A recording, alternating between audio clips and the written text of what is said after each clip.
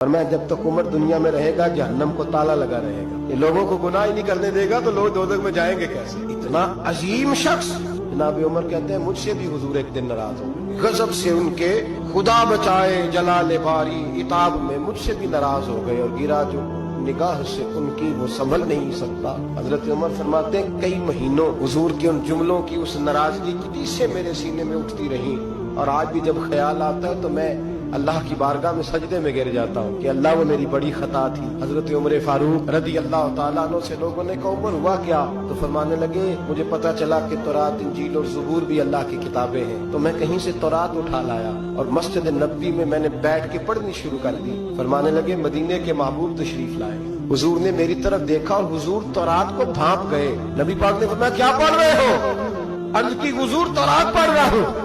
فرماتے ہیں حضرت عمر یہ لفظ میرے منہ سے نکلے تو میں نے حضور کے چہرے کا رنگ بدلتے دیکھا، چہرہ انور پہ جلال دیکھا، اور حضور نے فرمایا عمر جو دین میں نے تمہیں دیا ہے وہ مکمل نہیں، جو پیغام میں نے تم تک پہنچایا ہے وہ کامل نہیں، جو شریعت میں لے کے آیا ہوں وہ اکمل نہیں، کامل نہیں۔ حضرت عمر کہتے ہیں یا رسول اللہ کیا ہوا؟ فرمایا تو تورات پڑھ رہا ہے۔ اور پھر حضور نے اگلے لفظ ادا فرمائے، فرمایا قسم مجھے اللہ کی عزت کی، سیدنا موسیٰ علیہ السلام اگر آج حیات ظاہری میں ہوتے تو فرمایا وہ میرا کلمہ پڑھ کے میری شریعت کی پیروی کرتے۔